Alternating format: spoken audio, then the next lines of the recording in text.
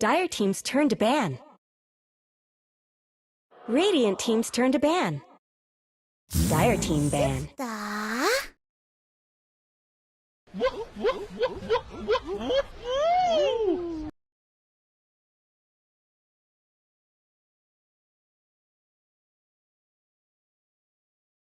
Where did that come from?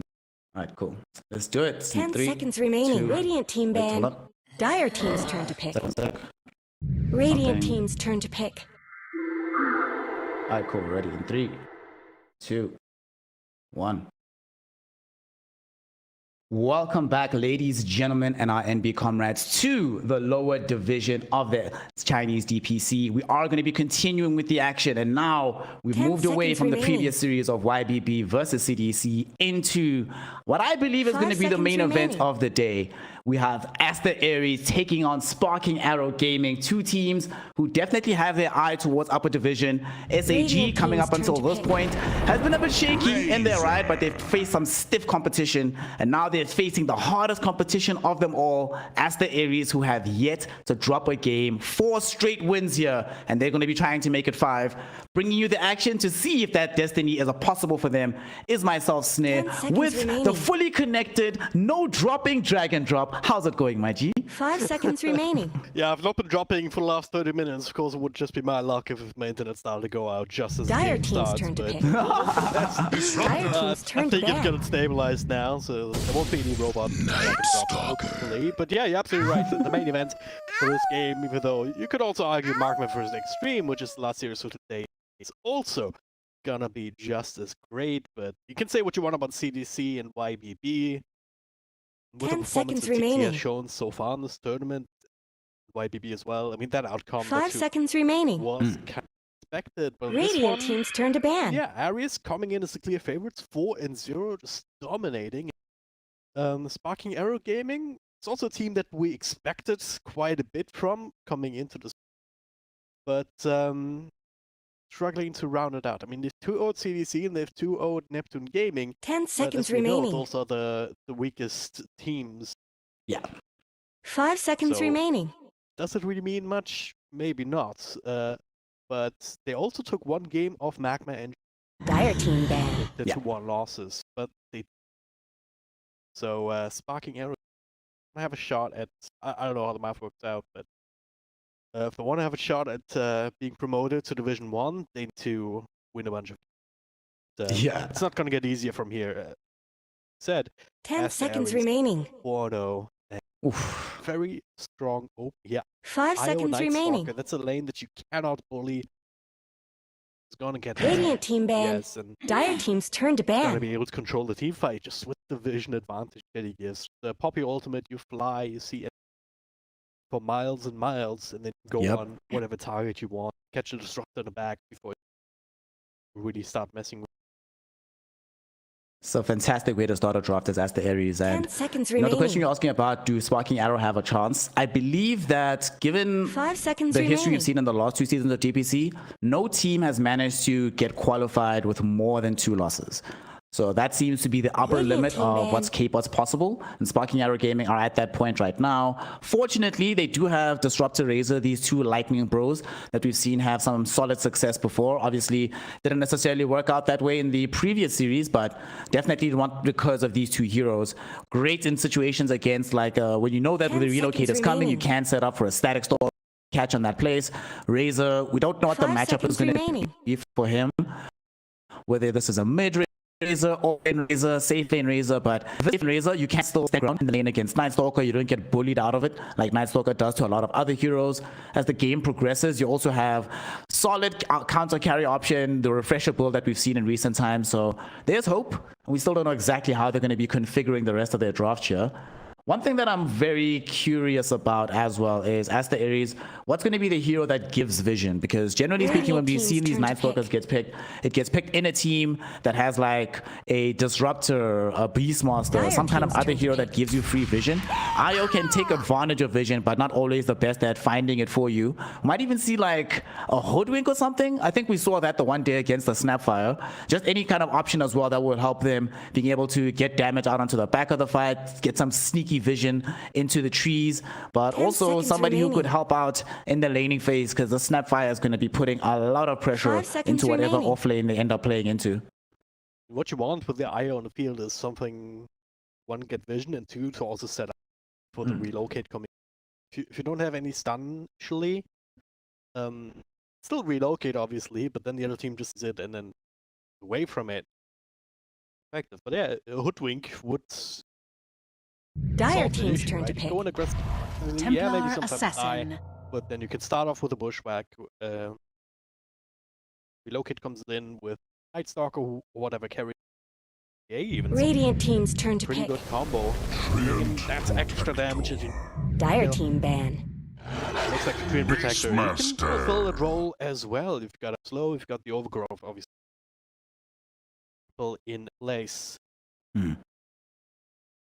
Yeah, no in scouts. IO relocates somebody in, kills, and then low ball from 10 seconds remaining. fights. You have the Night Stalker for vision control. The damage wise, 5 though, seconds every remaining. single target right. Gotta watch out for that. Yeah, they have some damage Radiant team's issues. turn That to TA ban. also, more than just the damage issues being single target, it feels like TA is the only real damage dealer, unless Night Stalker has like a blistering start in the game. Still going to be possible though. We have seen them, especially from that off lane, play with that hyper aggression from Aster.Aries.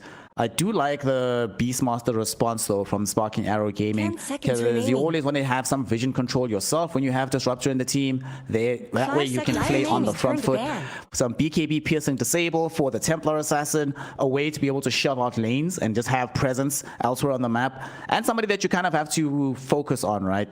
It is a bit funny that they do this right after the team's Tree and turn to ban. Protector. Normally chip damage doesn't really work against towers, but with Beastmaster, once you get to Helm of the Overlord, living armor feels meager at that point in terms of being able to keep structures alive. So Aster.Aries will have to fight to make sure he stays away from those buildings.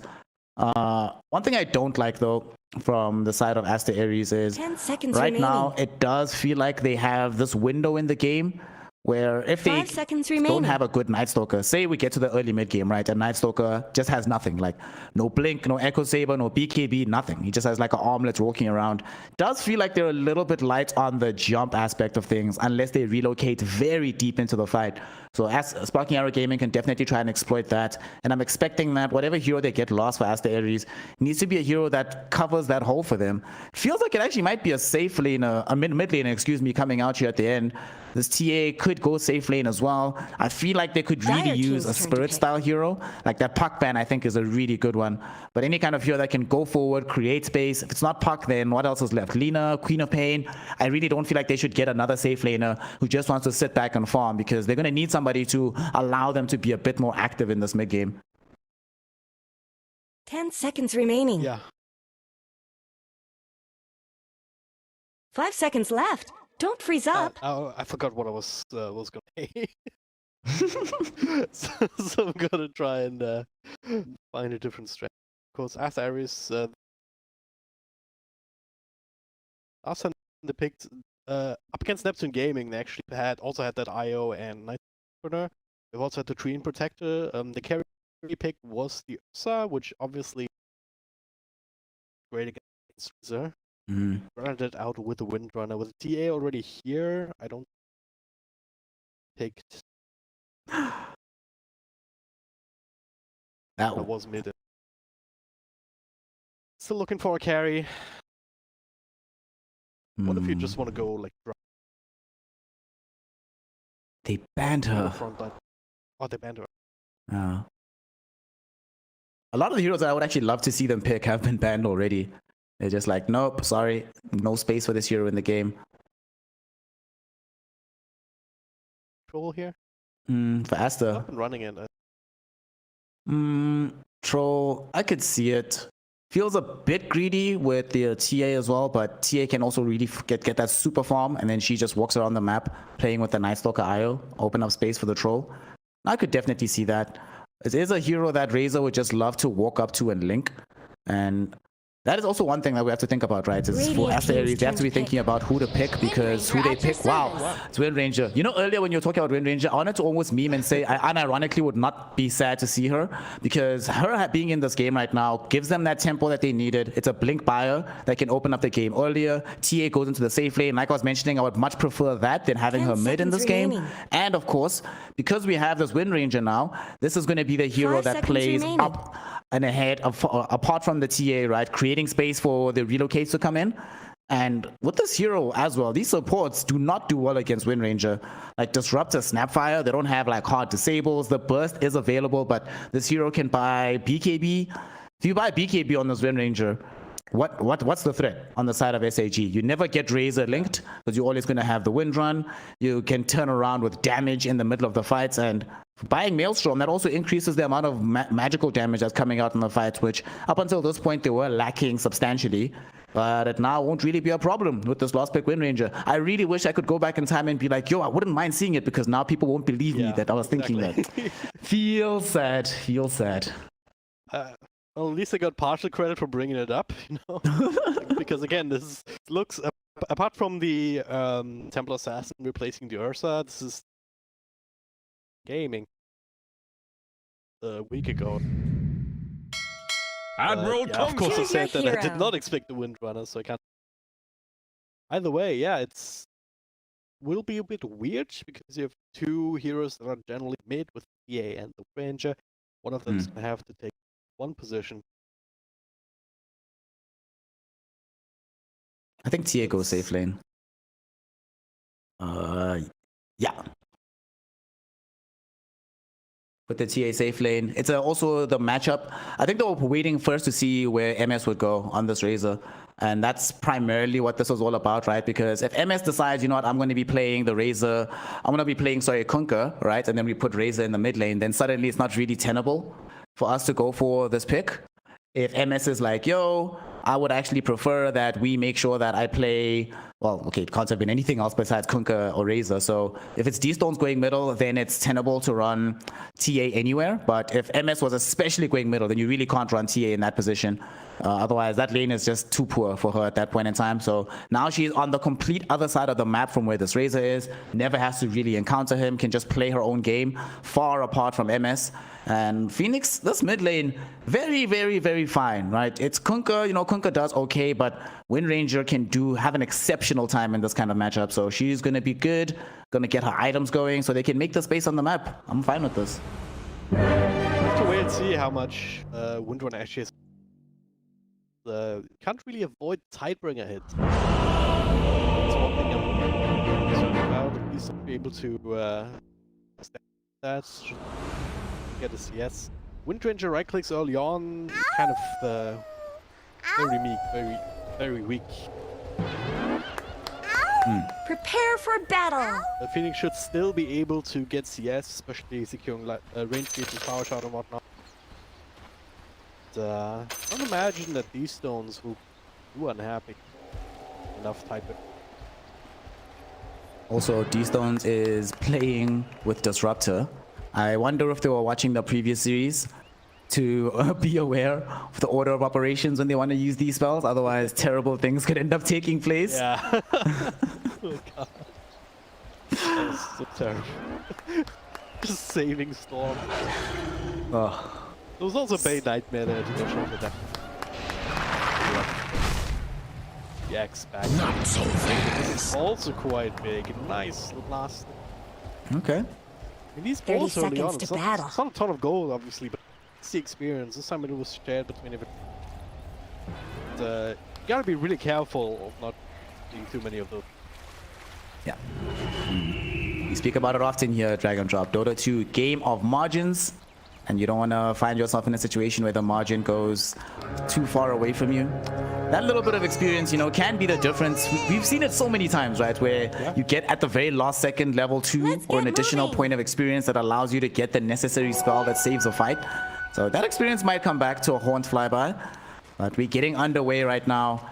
And this is the big one. For Sparking Arrow Gaming, they couldn't do it against Shenzhen. They couldn't do it against Team Magma. If they have any hope of seeing themselves in the upper division, where they started their DPC journey. They have been demoted before and they stayed demoted. They're back. It has to come here and now. Let's see if they can get themselves back up there. And we see the game starting with this mid lane matchup, Phoenix versus D-Stones. This is where it's really going to be at, right, for both of these players. Both of these teams are going to rely very heavily on these heroes doing well. We already saw in the previous game that Kunker doing well at middle allowed his team to open up really well into the mid game. Does he build similarly going for Orchid? But he's not playing into a spirit, right? So the Orchid, the silence, not as valuable as it would be in that game.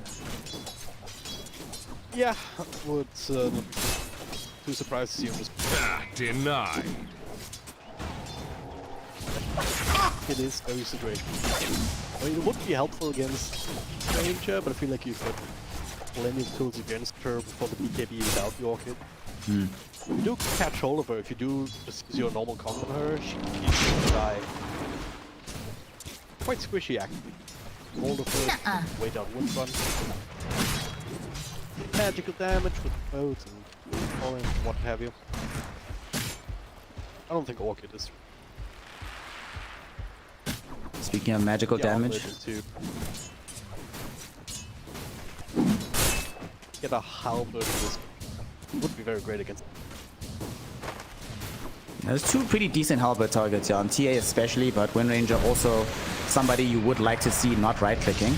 And speaking of heroes, we do want to see right-clicking. Top lane, they're going to start this TA damage out onto Flyby.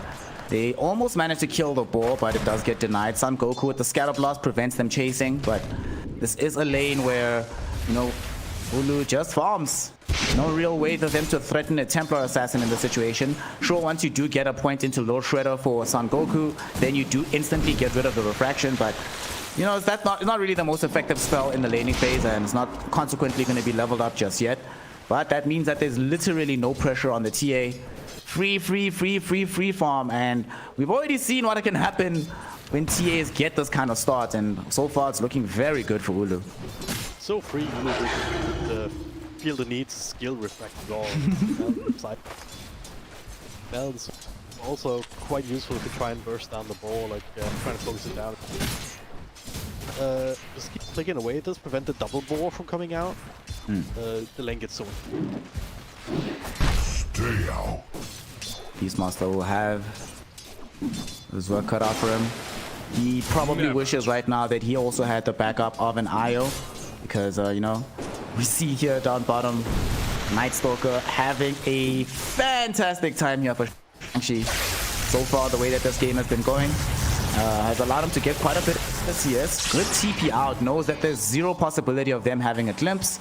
Just goes to the tier 1 tower. He's been drained away. This is normally where we see the prowess of Razor come through in these melee matchups, but with the assistance of Io, they've actually managed to keep MS's CS relatively low for the position that he thought he'd find himself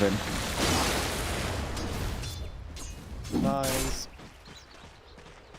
There's just the pressure, you know. That MS is not having nearly as fun as time. The other side. This is not really going to start, even at daytime. Unless you can take care of PK, with charges and a tether across, that's barely enough. Logitech got him! Oh no. I think if he ate Tango with a I saw that in the forecast. Yeah, I think so too. Plastic of damage. Next time, figure out which team I'm on and join that one. Okay, that's a pretty big deal. How did that happen? That is one of those kills that's not supposed to happen. That's why they're tipping him. The tips come out because the team is like, yeah, buddy, you should have done better than that. Sadly, that will mean that we do not have the survival of that tree. Ulu's still going to be unbothered, but now free gold for Flyby. Makes life a lot easier. Already has access to this Helm of Iron Will, so the hood of the Helm of the Dominator is going to be coming just now. Should be perfectly sustained, and we should start seeing Son Goku potentially move away from the top lane, but he is terrified about what might happen to Flyby if he even takes a single step away. Grasp into right clicks from TA with the level 2 refraction, so she does now have that bonus damage. Would definitely hurt in the lane. One thing that we have to keep in mind in this custom town build is they had a pretty strong timing with that. Nothing for you. Bounty! Start having getting. Jason. But if you actually look at Night Stalker in the shot, hunter the night. If it's at nighttime, you can zoom a creep. That is true. Simply killing it, restoring 35% of own HP, no matter what creep it is. So, yeah, you have a counter up against the big helm. I would love for Shang-Chi to buy this. Please, my friend, you gotta do this. Please buy this Aghanim shot. Like, Humble the Overload is like what, 5k gold in total, right? So being able to counter that with a 1400 item always feels super, super good in a game of Dota. That countering economy is one of these underrated aspects of the game, where you always try to make sure that you are able to be more efficient with meager amounts of farm than your opponent is. And speaking of efficiency, top lane Son Goku being efficient right now, stacking some of these camps. He doesn't have... Oh, he missed the stack. Feels bad. Never mind. All the praise was gone, Son Goku. I was about to gas you up, my friend, but none of that for you anymore. Dire's middle tower isn't going to last long. I'm actually going to double check, but I can find out without Haste! killing. But I believe you can.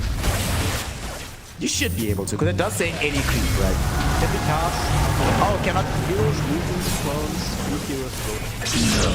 Can't target the creeps in nighttime, though, or in daytime, rather, the Ancients. As we see him just taking a tumble down bottom. Getting run down here by SAG, MS, getting initiation and help from D-Stones from the mid lane. So the first Kunkka rotation, very, very effective here. We don't see the same commensurate movement from Phoenix, as right now he's still a bit more concerned with CS and farm, but it's a great way to start the game as does Kunkka. And it looks like he is going for this very util focused build, not even going for Omelette, Spirit Vessel, baby. So two, not unique, but versatile builds that we're seeing back to back today on these Kunkkas. Yep. Vessel as well. Like, someone needs to build it against IO. It's just nice. You stack up the small camp, you get a bunch of small little creeps. You wait until the 7-minute mark until you farm it up, so you can start getting the benefit of these neutral items as quickly as possible. Yep.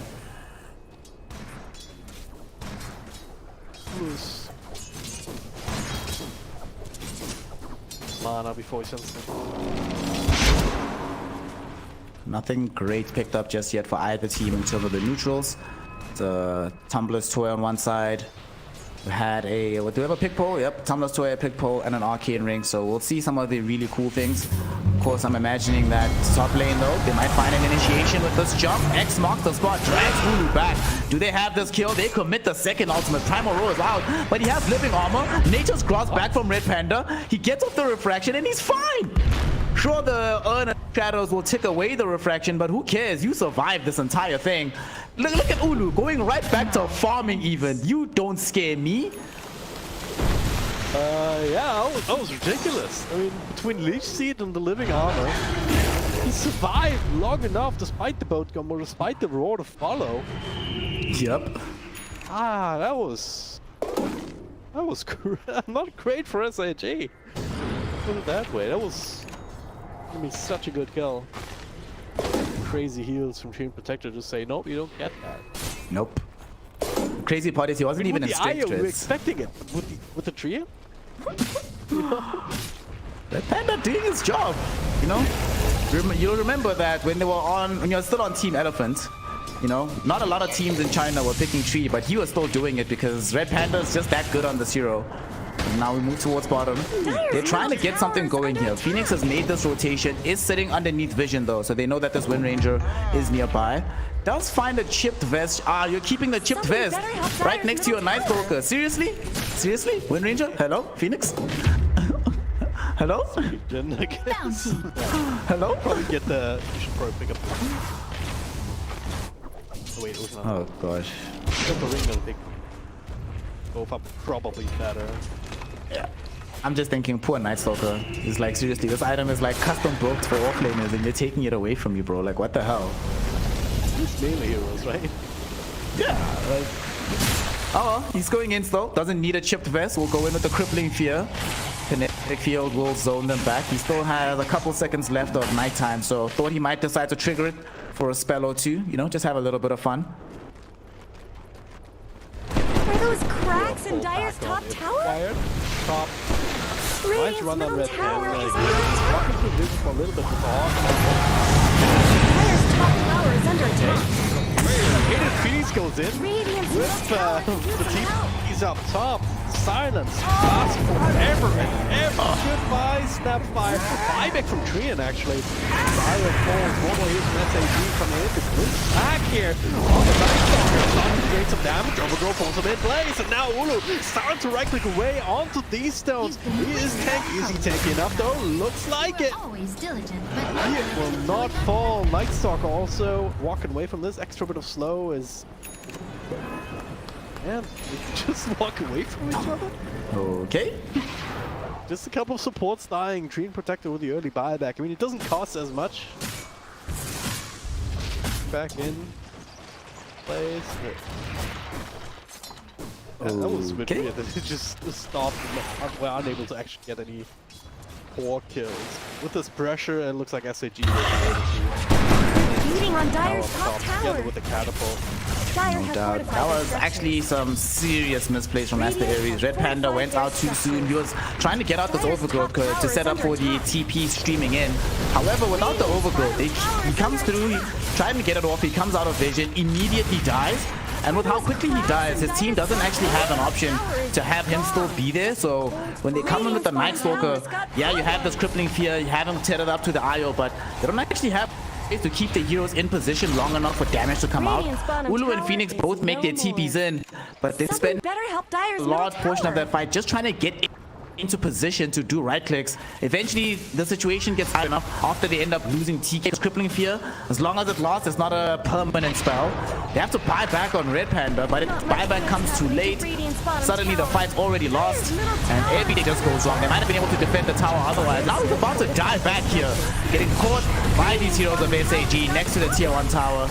50 seconds in the grave, no way back, and the tier 1 tower gonna get taken for free now by SAG. Dire's middle tower has fallen. Really good movement here, just top tier 1 straight to the tier 1 mid. Holding down these towers from 100 to 0 essentially is required playing up again.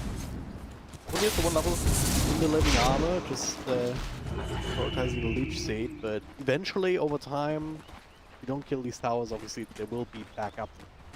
Yeah. With all of this, you can buy some space. It's pretty crucial to stack here, triple stack, but it's really just finished farming up. So this Temple Assassin is very Gold is a great Yep, for the conductor. Blink Drought, got the Dragonlance for the attack range. They're closing in on Desolator, not too far away. Gold or so. That's where I think this will Radiant's middle start to get tower especially is under Gaio attack. linking up. You can farm very effectively across the map and still be there for the fight some Goku. Close call down bottom, but he's okay. And, you know, it actually is a bit of a concern, I think, that on the side of SAG, right, if we look at these item builds, D-Stones went for Spirit Vessel into BKB, MS is going Yules, presumably into BKB, but what this does mean is that they don't have an out-and-out right-clicker. So this TA practically has no contestation in terms of her physical damage scaling. Provided she's not linked in the fight, she's going to be the big hero on the map right now. And the more she gets this farm freely without being contested, the closer she gets to that point where SAG don't really have a way to deal with her. Not that easy for them to utilize their spells on a much farmed TA, especially once the BKB emerges. So would like to see them getting aggressive now. Clear sailing And now. indeed, D-Stones and XCJ will decide to make a smoke move on the map. They want to reveal the Spirit Vessel, get some charges going for this, get a big kill or two, ideally on the TA, but they come across Phoenix instead. Really an awful target for them, but they're still gonna go for this. Boat crashing onto her with the Static Storm. Morty's kisses follow through, and it's enough to get the kill. But here comes potential revenge as they're going on to MS. Ulu looking for the right clicks. Doesn't have much because he's already been linked up. At the same time, flyby Primal Roar out onto Shang-Chi, but they didn't have enough to get this kill. TK try to TP home, gets dragged back by the X marks the spot. D-Stones managing to catch the torrent out onto the tree as well, allowing and enabling them to bring down Red Panda, but it does eventually come at a cost as they bring down MS. Shang-Chi found him before retreating further into the trees up on top. All right, that's a fight that they finally seem to have taken. And that's gone somewhat okay for them on the side of SAG. They get the 3-for-2 trade, but it does cost them the life of Razor. If D-Stones can get this one here, drag and drop. Oh, he's trying. He knows there's a Night Stalker nearby. There will be crippling fear. Oh, okay, trying to avoid getting glimpsed, but you can't dodge both. Something's gonna hit my friend, and it's gonna be the X, the boat, the Snapfire cookie, and then it's gonna be a dominating streak for Snapfire as she now claims the kill. The timing was slightly off. I think the Desolator only came in for Ulu after that fight. Lightly unfortunate. Could have gone worse, I guess. Yeah. Especially in context of what we were talking about before. Like, this Temple Assassin is now hitting that timing. That was a perfectly timed fight for SIG, and the fact that they... I mean, getting that extra kill on Night Stalker at the end was great, but he was only in that position because he was finishing up the Razor. He had to finish up the Razor because Gay wasn't doing enough damage with that later. 3 sheets to the wind. Things get a bit awkward as might be another one. CJ moves back as Statics over the overgrowth catches absolutely everybody. They're all trying to slow down this Night Stalker. Right clicks are coming from Ulu. If she gets close, here it is. Not perfection, it's a little bit awkward. Gets it off now, but damage over time is real. The backup from the team was not there. Oh no, that was very awkward. Beyond awkward. It seemed like it was going to go well for them. They find XCJ, you know, it's XCJ and Phoenix challenging each other again. It's not so bad. Boat doesn't crash properly because we finally did get to see a drag and drop. The misplay happening where a spell goes in one direction with X and Glimpse, allowing the hero to dodge those spells kind of hilariously, but it ends up not mattering at all. SAG are just too strong right now. They throw out the Morty's Kisses as well onto Ulu. We were talking about how strong the timing is once she has BKB, but she's not there yet. And now we see why it's so necessary for her to have that item. Just Morty's Kisses, that's it. Suddenly Ulu has to run, can do nothing anymore in the fight. The rest of the team just certainly unable to fully back her up because they also lack defensive prowess. So Aster.Aries really getting put up against it right now here, Dragon Drop, and SAG are in a very good position. After they got that fight, Flyby is now also about to finish the full Helm of the Overlord. So it feels like this game hasn't really started in earnest just yet for SAG. They've still been struggling with their tower siege and their objective take. Once that's up, it becomes a lot more difficult for Aster.Aries to stop those things from happening, especially when they'll have an Aegis to boot in their back pocket. Regeneration. Trying to see what happened to TK there, but him not being linked up with TA.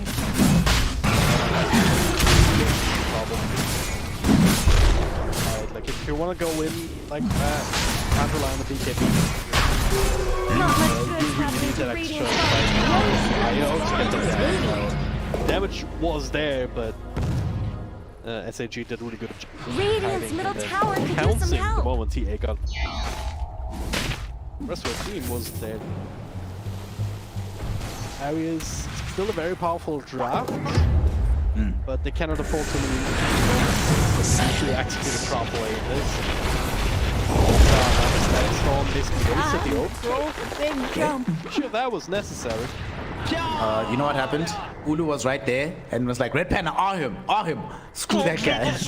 He got me last fight, yeah. How do you like an ultimate, huh, Snapfire? It's nice, nah? But definitely unnecessary. No, he needs to be punished. Sadly, they don't get anything off the back of this, and it's actually really funny. SAG, this area of the map where we see them playing into right now, they've actually been masters of this for like the last 5 minutes. Aster.Aries haven't been able to control their own jungle. Flyby is always sending hawks here. They're always dewarding this area, and it feels really fun to play like this because you're putting pressure on a team that is this kind of greedy. It's either this team is greedy on Aster.Aries or they're a 4 protect one lineup. There's no way in between. And if you're forcing them into playing 4 protect 1, yeah, sure, Ulu's still getting all this farm, but Night Stalker and Phoenix aren't. And there's fewer and fewer places on the map for them to get that farm. And it becomes a lot easier to deal with the rest of the lineup and then turn your attention back for the TA. I mean, you still do have this BKB piercing disable. This Razor still has a BKB piercing link. you know, you can still make sure that when she does BKB, she actually doesn't do anything in these fights. And the rest of the heroes aren't in the position to do anything either. So the better able they are to put this pressure on the map, the harder the game becomes for Aster.Aries, despite Ulu still being the network leader. Dire's top tower has fallen. Aries, they're a bit timid right now. They could have made a play on mid. Setting up behind it. I mean, there's two different observer wards. Inside the river, a little bit one behind the tier 1 tower, but the fact that this one's still alive and on the Dire side isn't, that early movement from SAG bringing down the tier 1 towers is what enabled them to be so aggressive into Dire jungles and drop on that path.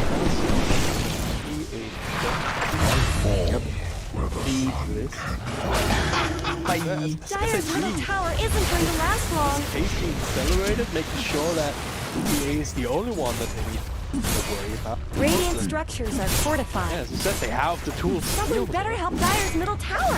Yeah, they're in a good spot to just keep going here. It's going from objective to objective Dire's right middle now. tower isn't going to last long. Not getting blocked off at all. There's Ancient Dire's Granite middle tower Golem joins them for this big push middle. Oh, Phoenix, no! Alright, you have BKB, but now you use the 9-second charge just to escape when you could have just pressed S. Cancel the TP, no! Oh gosh. That's a better button than R. Would have been better. Oh gosh. That is... This is a problem. This is a problem. Now we have an 8-second BKB charge, the first one of the game, used in that way. Ulu still at the very least has a 9-seconder, but that does mean that these two heroes now have slightly different peaks. And it's not like this came for free, right? Because SAG, they just went and got a BKB for D-Stones. Actually smoking back in. They know for a fact that there's no defense on Phoenix, so if they can catch him, it's a definite kill. And they almost found the range for the X. Literally a few units shy of being able to get it happening for themselves. Select this movement rather than going for the tier 1 buff. If you kill that, yeah, I mean, you get another tower for free, but you also return to the high ground a little bit tougher, whereas if they'd gotten that kill on the Windrunner, they might have well been able to put on the tier 3 in a... Just got them. Just lasted on the Hawk with a splat side blade, so oh, snap! MS just outplayed Shang-Chi. He outplayed Shang-Chi and TK. So he moves bottom, starts draining the Night Stalker, anticipating that the IO is gonna try and get the relocate out. And IO is gonna die too. TK, sorry friend, you're getting dragged. Wait, what? Oh no! I mean, yeah, there's no way you can just cancel a TP because it's 3 seconds and just some people. Hulu rolled up as he pops the BKB. Will live now, but Fountain Fresh does have help from TK this time. In fact, Phoenix able to finish off the Beastmaster in turn. This time Ulu lives. Okay. Alright. Things are still fine. It's okay. That was the best play they could possibly have made at this point in time, to kill Flyby right after they'd lost MS down. They'd lost Son Goku. Oh, Shang-Chi. Excuse me. Son Goku tried to make sure that they did not get that onto the Flyby Beastmaster, but sadly it couldn't happen.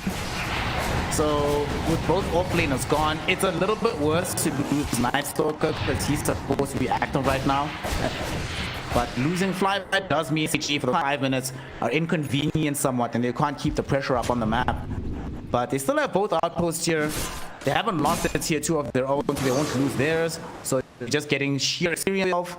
You're still doing a really good job of getting farm on your 2 primary cores in the Razor and the Kunkka. MS is going for a Shiva's Guard now. This Kunkka is going for the AC. So armor, the one aspect of damage that Aries have is physical damage. But how do you deal with Shivas and AC? Is going to be a lot of armor to worry about as Ulu. This Phoenix hero hasn't necessarily built into having a lot of burst herself, so she's still only now angling towards getting the Blink Dagger. Now, like post 25 minutes, I feel like the effectiveness of Blink on Wind Ranger is a lot lower than it is prior to this. You know, it can still get some crazy sick multi-hero shackles, but for the most part, when that item gets like unleashed, pre-25, like in this 18 to 25 minute window, it feels so strong. But she was forced to itemize defensively in this game. And they're gonna force more defense. They're smoking up, but they're gonna come across Ulu and TK. Oh no, Plasma Field. There first, Tether still on. TK doesn't have the need to use the relocate just yet, as they do come across Red Panda. Quick kill onto him as Phoenix shackle out onto Flyby. But Flyby's already done his job in this fight. Will end up dying, but it's dragged Phoenix so far forward that they get the Wind Ranger as well.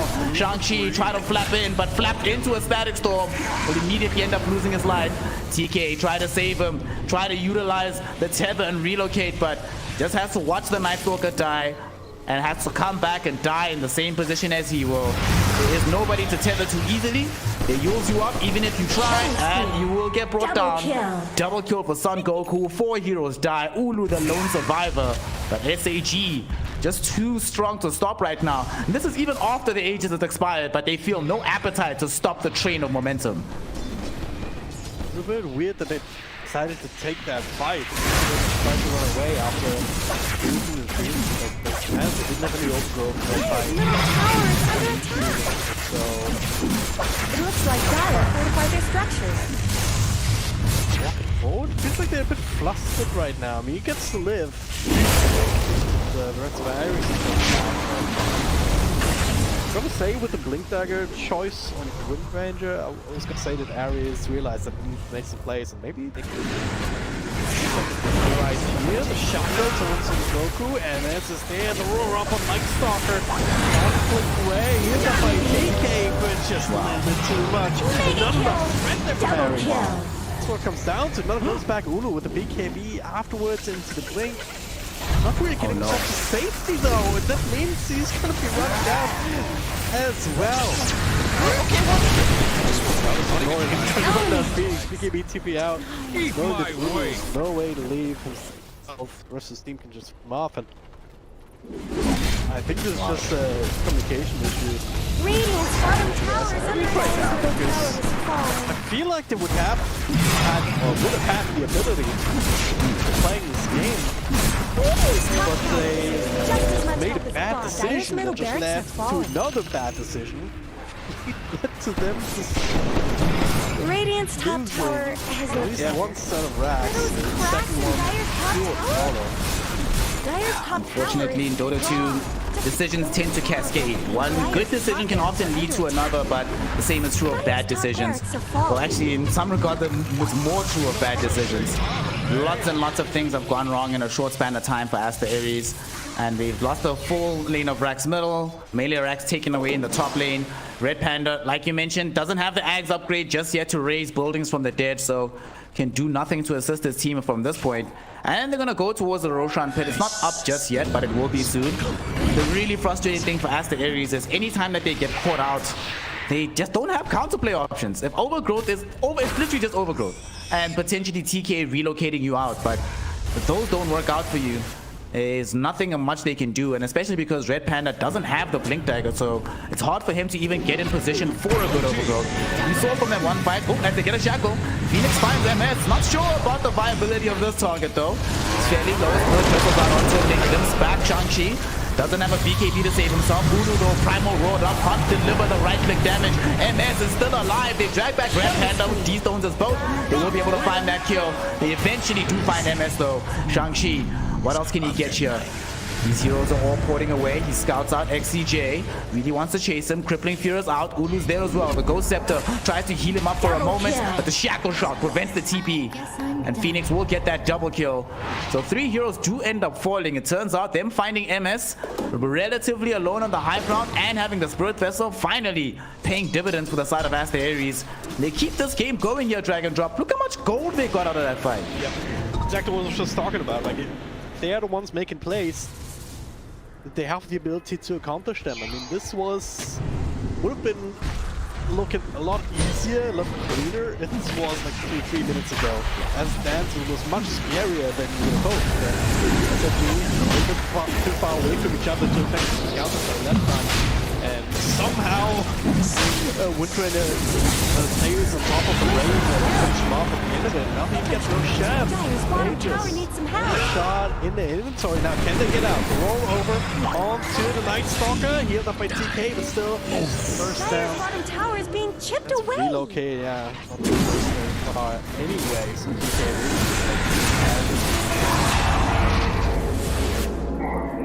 Hashtag worth. End of the day. get away with the ages and the shots. So yeah, this is considering the game state, they didn't really have any business of winning that last weird fight. They didn't have any business walking away with ages there, but they did. So they're holding on. So. This is They not the kind did of not- double assassin game where she gets like really good timings on items, which she did, but they didn't really turn that into like a snowballing game with the jump on targets. Dire's bottom tower is Fortunately, under it's been the relative lack of initiation. It's almost actually kind of funny, right? That one fight that you mentioned that they had no business winning. And just before the fight started, you were talking about how now that they have this blink dagger, they firstly recognize that they needed to make plays. And then almost as soon as they have it, the game just feels different. They can actually do stuff on the map. Before this, they still don't have a blink dagger on Shang-Chi, and I was sort of worried about this, about what would happen if Night Stalker gets to this stage of the game with nothing effectively, and he does kind of have nothing. So they were slowed down so much, but as soon as they get that additional blink and they have some degree of mobility, some degree of playmaking, Aster.Aries just feel like a much stronger team. With this Aegis though, they still don't feel super comfortable going in for a straight up fight. They know that SAG is still on balance, much stronger as a lineup.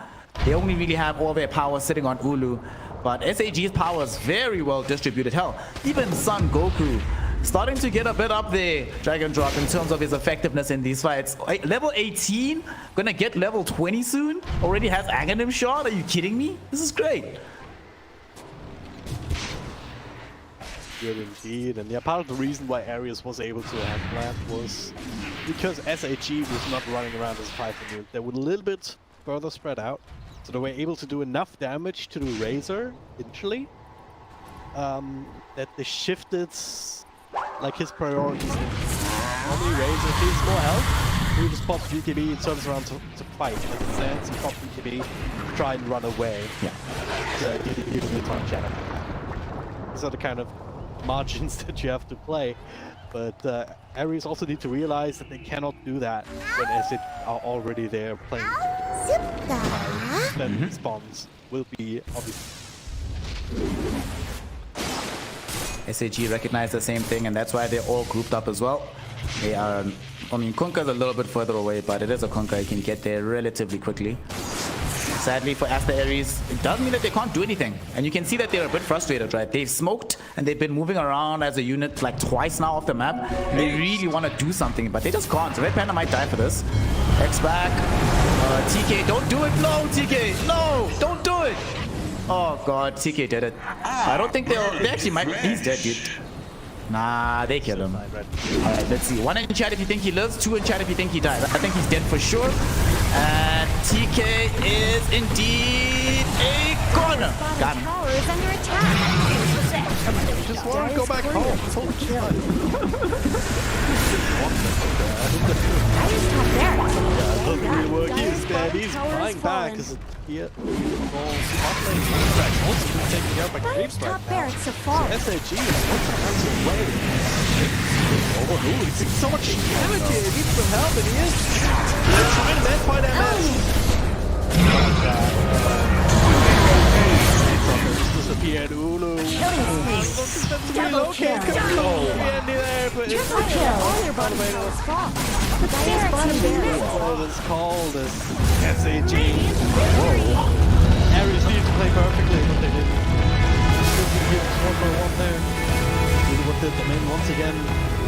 Communication coordination was not what it needed to be the entire game. If you Absolutely.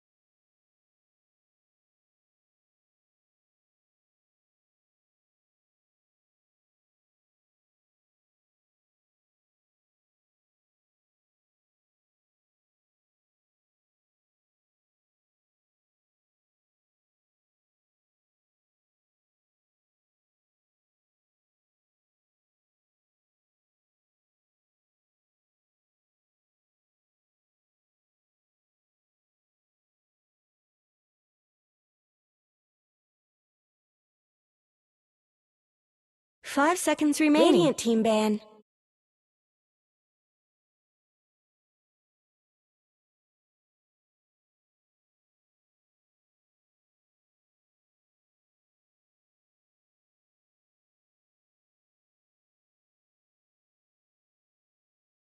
Ten seconds remaining.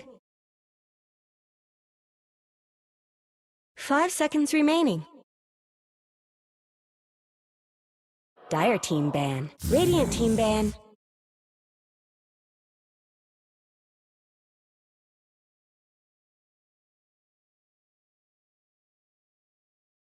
Dire team's turn to ban. Radiant team's turn to pick. Dire team's turn to pick.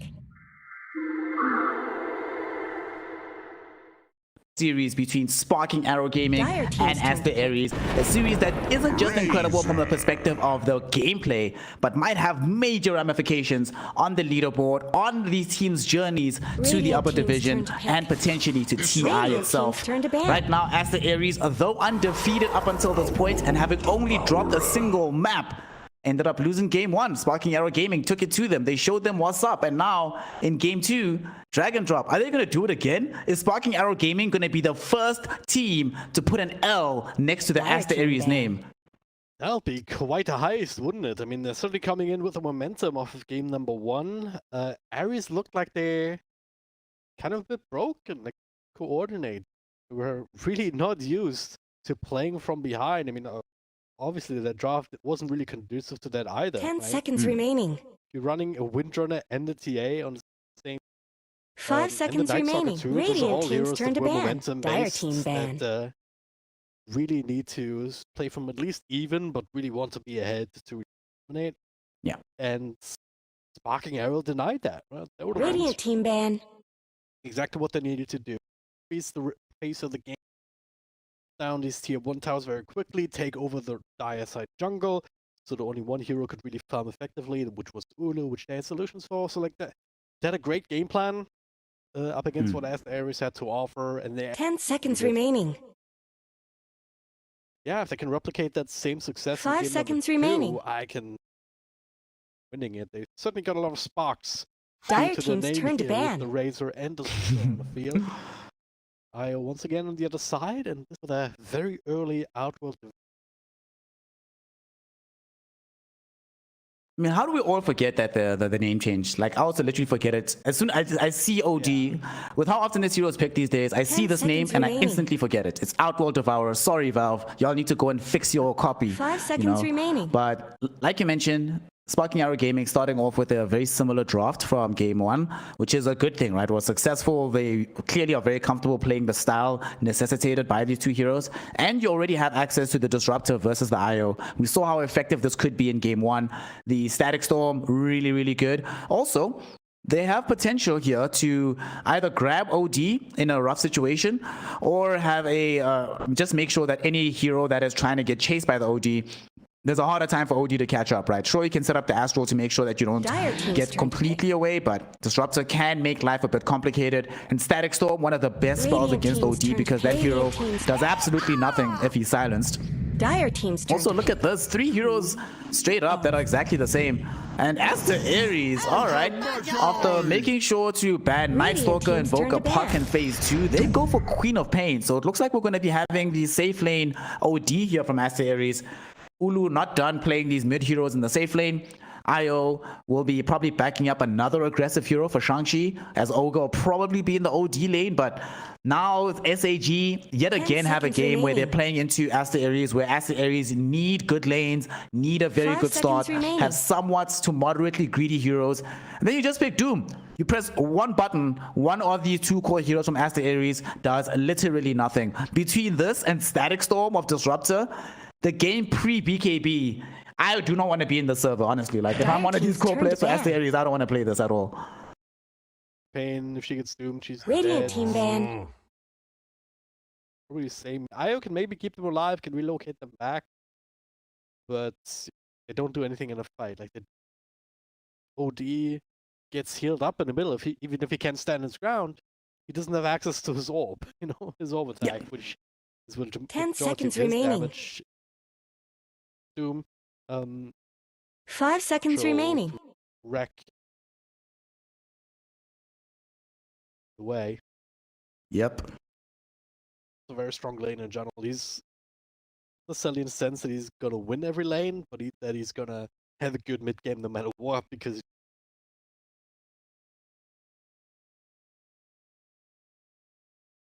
like Dire team Aries ban. can try and match. Was the question, right? I think maybe Legion Commander together with the IO seems like against the Razor, right? Radiant team's turn. Dire team's turn to pick. Whether Warrior. worth it, and apparently it is in a Ursa. Okay. Annoyed with the Razor too. We can put the bear on a leash, take him for a walk. Normally not too great. At least you don't have the lady. 10 seconds remaining. How are they gonna lane this now, though? They have to pick Quap 5 off lane. seconds I think they remaining. were too worried about the Doom pick, so they were like, okay, we can't actually play mid Quap safe lane OD anymore. So I think you shift Quap to the off lane, you put OD mid, you put Ursa in the safe lane. The Ursa versus Razor matchup is one of those peculiar ones where Razor can do really well, but also one of the very few heroes in the game that can do damage fast enough to kill Razor before you lose too much damage. So that's the only thing I can imagine why they were like, listen, we have to do this, especially because Sparking Arrow Gaming, this Wraith King ban I think is genius. I think that absolutely was the hero they really wanted from Aster.Aries. It being not available, what are you going to do? At least get a hero that is still decent in lane versus the Doom. Doesn't hurt as much if you get doomed versus a lot of other heroes you could have gotten, but still feels like it's going to be an uphill game here for Ulu to play on this Ursa. A lot needs to be done. You need to get BKB super early. You need to make sure that you put a lot of pressure onto the lane against Doom. You need to make sure that you're not going to have IO as backup for you. IO's primary job this game is going to be keeping OD alive. So you need to sort out your own survivability as well. Do you go for this diffusal build so you can be up and active early? Do you decide to build Barrel Fury so you have some scaling potential for later in the game? Doesn't feel like an easy decision matrix right now for Ulu. And your SAG, hero. just round out the draft with a Lifestealer. Okay. Get some good old-fashioned fight into the Quap OD. Even Ursa, like a big enough Lifestealer, Ursa has a difficult time being able to challenge. You have to get bigger than him to be able to fight him back, but with the rest of the team set up as they are right now, like there's passengers for the Lifestealer, there's a strong lane for him. I don't think he dies on that side of the map. And they've actually switched this up now. Look who's going into the off lane. Shang-Chi OD. Off lane. Okay. All right. All right, Drag and Drop. We're seeing some new stuff today. Why not? Why not? We've seen Shadow Fiend safe lane. Why not see OD out? Oh, gosh. Any sort of IO lane should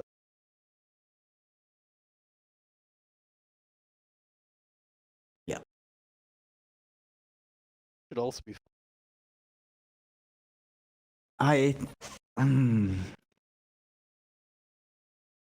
It doesn't feel like the kind of Lifestealer game that I want to be in, though. Like, I'm not sorry that I want to be playing against, right? If I'm on the side of Aster.Aries, all these heroes, it's only really the Ursa that's kind of okay with this, but both Queen of Pain and OD, if this Lifestealer gets to the point where he has, say, Basher plus attack speed items, and then he gets on top of you, and they still have Doom to be able to cover to make sure that these heroes can't get away. They still have the Disrupted Glimpse to ensure that there's no real IO relocate option. They've got Static Storm for Queen of Pain jump in.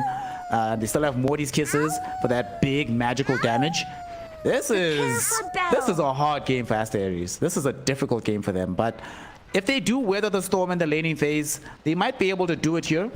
Because if they do, let's say, get an early Aghanim Scepter after this Meme Hammer for the OD, double Astral feels really strong against all the cores on the side of SAG. And of course, just having Meme Hammer here, they don't have practically any way to be able to cancel the setup of that spell or any channeling really from the side of SAG unless they commit ultimates. So that does mean that you do have some tempo options, right? It's not going to be like last game where after they got an item or two, they're like, okay, what now? We don't have a Blink Dagger on Shang-Chi, so we can't go in from him. Okay, do we have a Blink Dagger on Phoenix? No, not yet. We have to farm one at 25 minutes. This game, the options for them to start fighting emerge a lot sooner and a lot easier than it did in game one. 30 seconds to battle. Phoenix started with the blink. Wait, what?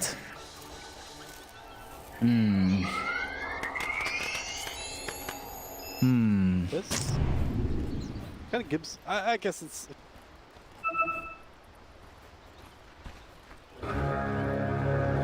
Yeah, but D-Stones might not start with this. He might start with Plasma Field just to make sure he gets the range creep. This ain't no snowball fight. We'll see. Yeah, well, we'll see. Probably not the biggest of deals, especially if it allows this work.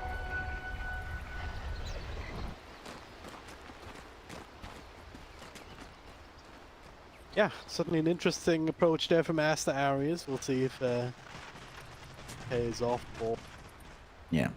I mean, we know that it's them having confidence on the side of SAG. Look how they planted the ward from D-Stones. They didn't plant it earlier when they were all around the area. He literally just walked up with the creep wave, plops it down. He's like, oh yeah, BT dubs. I want to do this. And there's the drain. There's the blink away. D-Stones now knows that blink is up first, so can just stay around the high ground a little bit more because the cooldown at level 1, not the fastest in the world, but still going to be good enough for Phoenix to should get a creep or two off this first wave. Will he get this one? Let's see. No, not yet. This is not good, Dragon Drop. If he misses this range creep, things start to get a little bit dicey here, and indeed he does. Feels bad. Oh, game is lost. Congratulations. What's really last round? Oh my gosh. My responsibility. Yeah, he got denied in his face on the other one. Dude, D-Stones is actually unironically owning this matchup right now. He might end up winning the game off of this. This is not good for Phoenix. So it's also not good for the rest of his team because they'll need his help. He'll need to come bottom at some point to help with the Sonic Wave. Unfortunately, you know, Ogre, not the support hero, but it's beefy, you know, can do a lot of protection, but will tank a lot of damage here against these two heroes, against Red Panda and Son Goku. Will at least keep them away from Ulu, but you'll never feel safe in this lane, and eventually they'll have enough to kill you, whether you like it or not on this hero. It's like half of the creeps there, but somehow Red Panda still gets the Ignite to go on both heroes. Not sure how that worked out. Almost got punished for it, you know, like Sal. Yeah. Ulu though, gotta be very careful. Cookie forward does connect. Now this Ogre Magi eating the Sal himself is not available for Ulu right now. I think it's support life. They don't even have tangos between them. Yeah. They are out of region.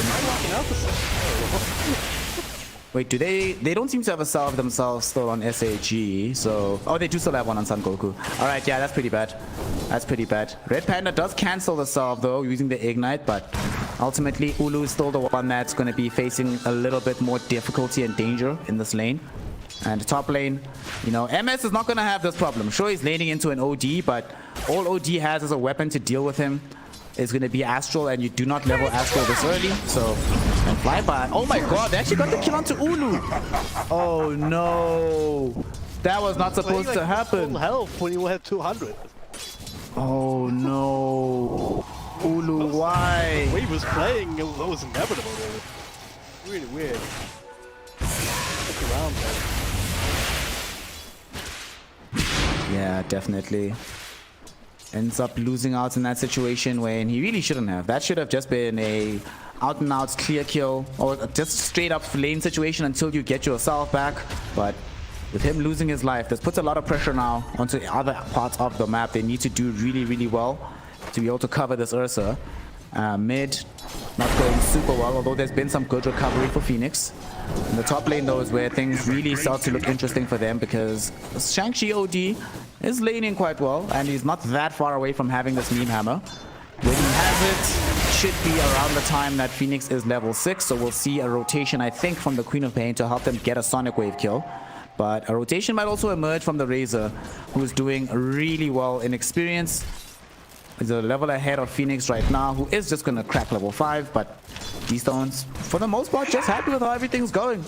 Been able to just calmly sit back, get his farm. No, we're gonna have a game where it's not MS on the Razor, but we're still expecting a Razor to have a pretty decent performance here for the side of SAG.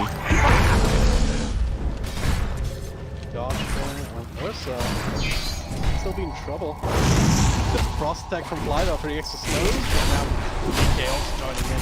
Extra attack speed for Ulu. My face. No. 3 of them to bring.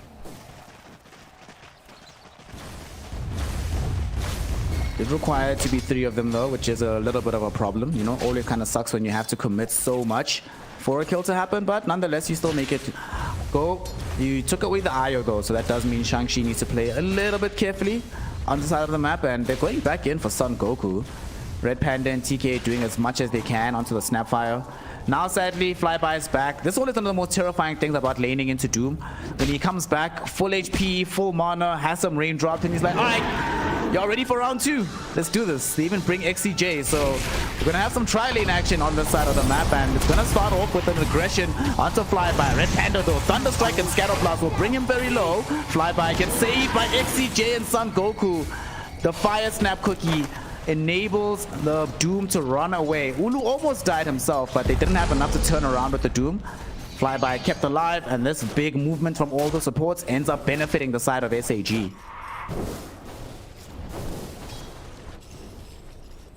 Very good, recognizing that. Yeah, in top lane, IO left because OD doesn't help because it's kind of raining alone because either frees up both these supports, not just IO with a J. Where else to be? So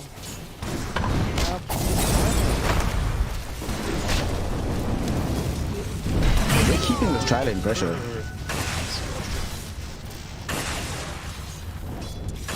Definitely get a lot more score. Certainly once these mids also. Now, you know, he's probably happy. Just Yeah. Here comes the first Sonic Wave rotation though. She's level 7 like you said, and what can they find here? Son Goku gonna be the target. Oh, beautiful. There is range for 2 heroes to get caught in Sonic Wave, but Son Goku makes the correct play. Fire Snap Cookie in the opposite direction. Says, get away from my team. Don't even worry about them, or rather focus on me, and they do so dutifully. Alright, good kill. Good kill. they need a Sonic Wave because Phoenix was kinda out of mana there. That's a little charge for me. Radiant's middle tower shouldn't have to take this abuse.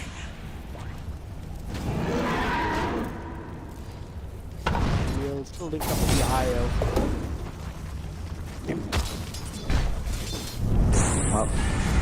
While all this has been happening though, Shang-Chi and MS have been having their own little war up on top. MS was being really out-CS'd by this OD, but it's caught up quite well right now. And with it just 1v1, you just have pretty much infinite farm options on the side of the map. You'll be able to get to your armlet with no problem really. As we see them fighting against bottom, Ulu is the one in danger. Fire Snap Cookie tossing them forward. He's inside the kinetic field as well. Io comes in with the tether. They've got the fire going from the Scorched Earth. It's gonna be enough. Flyby. They thought they might be able to kill him with the Fury Swipe. Sadly, they can't do it. And they lose the Doom, but here comes Shang-Chi to try and get more out of this as well. They also take down XCJ. They didn't have enough in the tank for both Red Panda and TK. So good rotation from Shang-Chi. Here comes D-Stones though, looking for additional revenge. Nobody's in range for the plasma field. They saw him with this observer ward. If they didn't see him, Red Panda was actually walking in that direction. Very, very lucky to stay alive there. And D-Stones cannot utilize this haste rune. Of raindrops on Red Panda, so it might not have died to it. Fucking meme hammer belt. Just drop the hammer. Not the actual hammer on top of it too. This double hammer. So annoying. And he can get away with Dire's just bottom rushing tower into is that. under attack. Yep. I don't need Boots. Boots for who? Bye. Back down Dire's here. bottom tower is being chipped away. Instead, he's just left with one of Looks like HP. Dire fortified their structures. Meme hammer not just Dire's great against bottom heroes, but tower also needs some towers, help. obviously. Radiant's middle tower could use some help. He's also rushing the Aghanim Scepter. Is Ulu dead? I think Ulu's dead. Yeah, Ulu's 100% dead. Dire's bottom tower needs some help.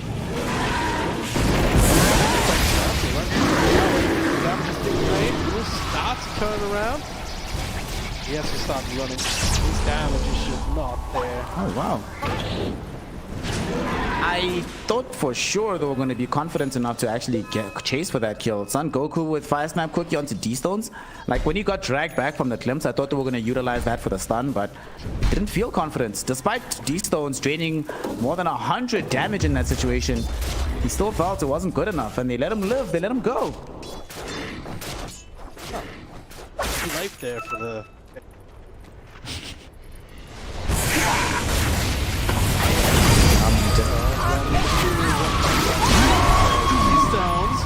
Nuke him down. Still alive a little bit longer, but Doom over the Queen of Pain despite the not enough. 1-for-1 trade. Forward. Dire's bottom tower is under attack. Red Panda. Back, relocate, save on him. Just missed. That might actually cancel that. I don't know if that was right. Yeah, either way, Flyby dies and Goku as well. Double kill. Lulu comes from the back. Oof. What happened there? That was a weird fight. What's up? Radiant's top tower is under attack. Ooh, What that was Dire's indecision. those things aren't cheap, you know. That was indecision. You know what happened? So they didn't want to... Flyby was very, very loath to use the Doom on Queen of Pain, and he wanted to reserve it. He thought they had enough damage to kill her without it. By the time he realizes that they don't, he wants to drop it, but then she's already used Sonic Wave, and then he realizes, wait, D-Stones is dead now. Okay, this is really scary. So then they get the kill on Queen of Pain. They should just back immediately from that situation, just get out. But they feel to themselves, well, they don't have the crop anymore. We still have some moderately strong heroes with some magic damage, you know, Flybys here with the maxed out Scorched Earth. Let's try and make something happen. Who do we go on? It's unclear who we go on, and they spend so much time just deciding on a target that they lose the fight. But now Static Storm out with Morty's kisses. This time there is no indecision, and it works out magnificently in their favor. They might kill Phoenix as well. Does have a blink again. No Sonic Wave to get both heroes. Flyby showing up. They will get the Infernal Blade out onto TK. Easy kill onto this IO. Snapfire does end up ticking out thanks to the Signite burn. XCJ also in a little bit of trouble. Ignite. Woof. What a spell this is. What a spell. And the bottle charge just for safety. Dire's middle tower. Last fight over was doing 1.6k damage, 1.6k yield, exact same. D-Stones? Dire's middle tower is under attack. D-Stones? D-Stones? Team? Okay. Oh, God. Enough wants to be party. They're beating on Dire's top tower. Dire's middle tower has been denied. But why is he showing up A lot now? more chaotic than it kind of needs to be, but Yeah. getting the better overall. Dire's top tower I can't is believe under how well attack. the game has been going for both Shang-Chi as well as Phoenix. It's been just magnificent times. Phoenix in particular is just so many close calls have been avoided. So many clutch kills have happened. He's going bottom now. Go kill Flyby. They're going to set up for the reload, but he gets doomed. They will bring in the two heroes. Oh, and there's going to be the usage of the stop from the Centaur. Stolen away. The Mean Hammer not going to get dropped just yet. The real one comes out first. Not enough to kill Flyby, but the follow-up arcane hits are. And they want Son Goku as well. But now that Io is gone, they don't really want to keep this fight going without that additional sustain. He could port bottom, but there's not enough damage from SAG. D-Stones is not here. There's no like Maelstrom on MS or Deso, nothing that you have to be afraid of just yet. He only has this armlet. So they'll just keep in the area, walking away with that kill. And despite what looked like a pretty cool setup from SAG, again we see indecision hurt them because XCJ doesn't want to commit Static Storm. And because he doesn't want to commit Static Storm, they just lose heroes for free. It's weird considering that Disruptor pick him against Io Linus. They're all linked together. Not much good's happening to Radiant's bottom tower. Nice double stomp there from Doom after getting Beating on Dire's top tower. Radiant's bottom tower's got problems. They're not having enough damage. Radiant's bottom tower has fallen. They don't lose all. Speaking of Io, assisting with this early Roche take. Oh, they left the Aegis in the pit though. This would have been so funny. Even want it?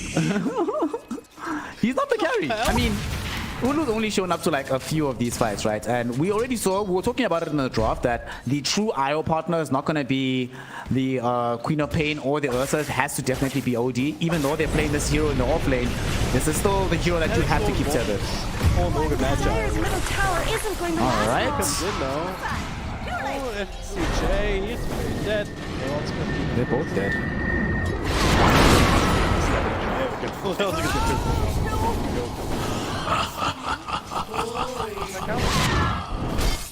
Okay, so why you? I'm so confused here, drag and drop. I'm so confused. Gold is a great conductor. Alright, maybe let's get a quick kill and then get out of this. Dire's top tower is under attack. Feels like they're committing to the wrong type of. Yeah.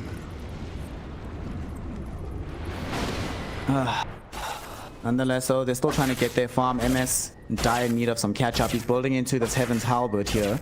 Obviously, some evasion is good in this game. MKB can be purchased by Ursa and is already queuing it up. Ursa knows what's up. Ulu is awake and aware, understands how this game is trending, and in the top lane, they're awake and aware enough to find Flyby as well. They get that quick kill. Now, what will they do here? There's no Aegis on Ulu, so that's a dangerous place to be. The reload will come, and the glimpse is there. Do they have the damage for this kill? Not just yet, because MS, he jumped into the fight, but he's just not strong enough as of this moment. They do not really have the follow-up. Shang-Chi gets an Astral out onto this Razor. D-Stones cannot progress further in the fight. And we just got the delivery of the Aghanim Scepter as well. So we have the double Astrals. 2 ways to stop SAG in their tracks. And he goes in, second Astral out. D-Stones in danger. Will they follow this up with a kill? The reload can still return when it's up again. It is now available. Woo! Sanity's Eclipse though dropped onto the face of MS. Straight up kill onto this Lifestealer. Yeah, so it's mana difference, right? Yeah. Multiplier and then. Dire's bottom tower is under attack. Yeah, that'll work well against Lifestealer, I'd imagine.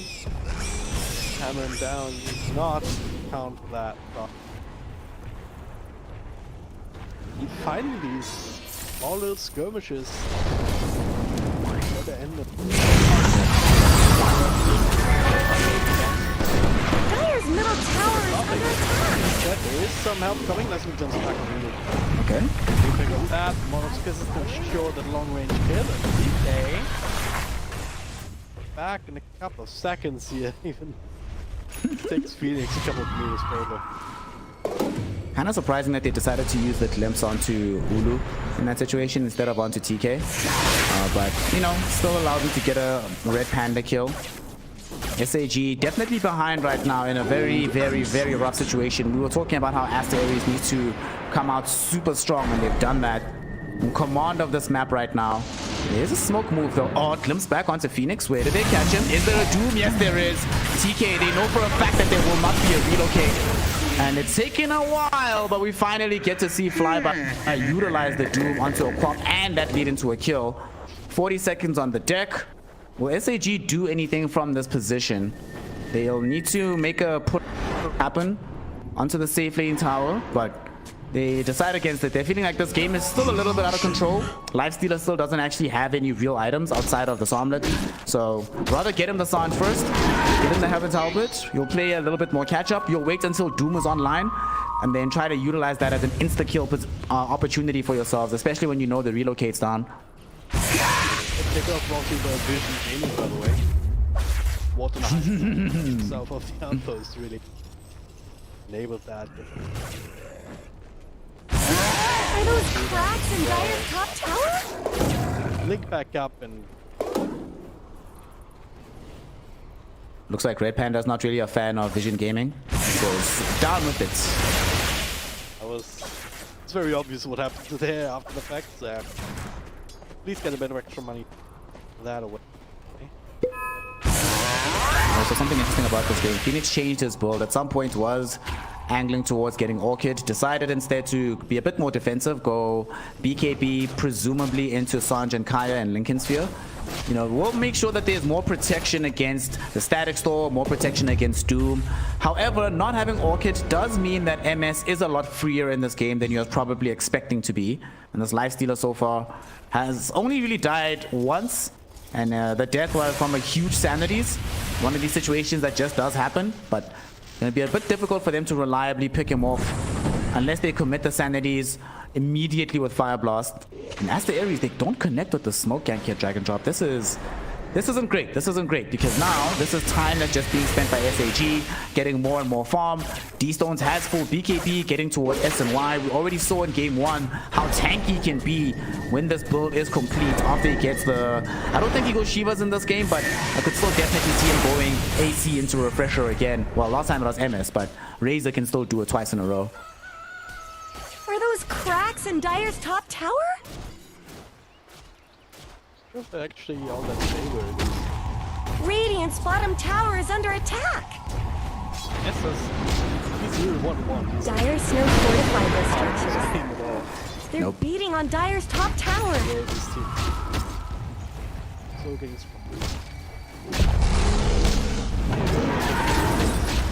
Dire's top tower is under attack. that ready.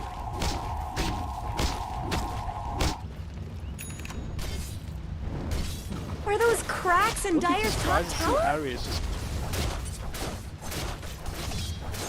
work around these objectives. They're beating not on particularly Dire's top fast, tower. Fight Dire's top tower has be fallen. able to get that eventually. I guess Radiant fortified their structures.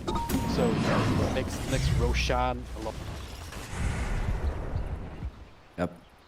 Or at least they have the help. I think they need to start fighting. Gold is a great conductor. Problem is, like with these BKBs online, it's like this is only one target, right? Just they're walking forward, these stones, they get fast. Radiant's Static Storm pierces, but the tens of imprisonment, number one. Bit of a second one, I actually link it up.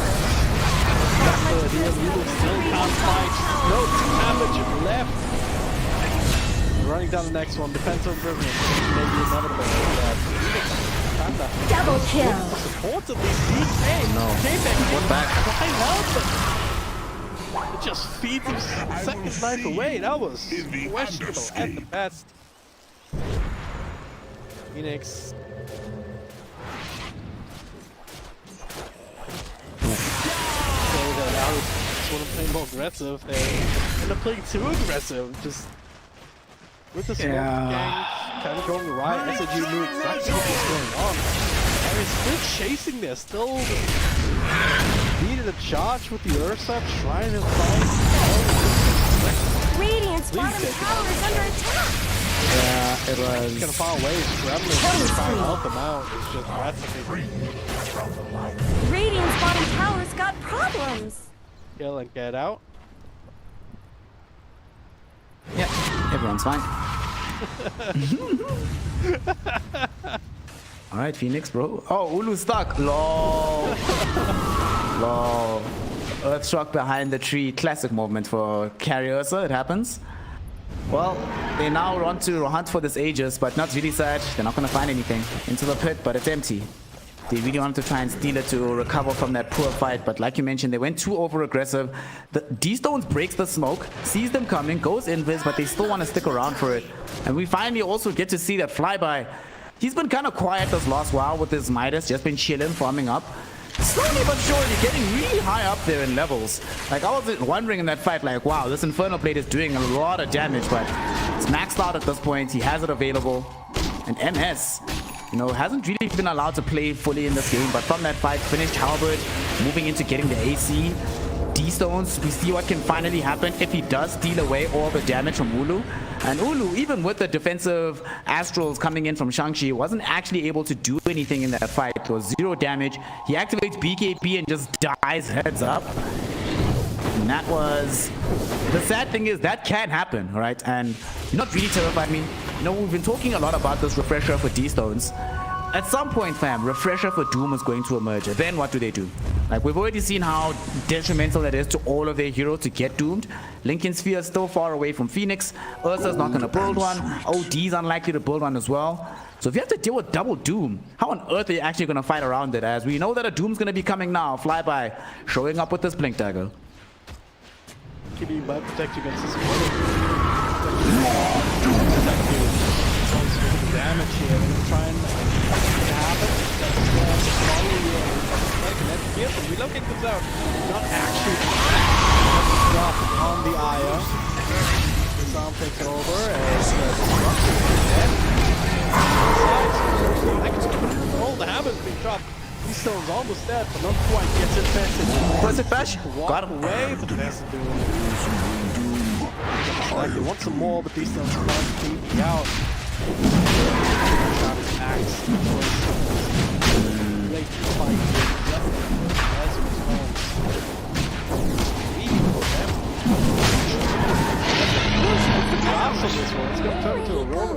Radiant's middle tower shouldn't have to take this abuse.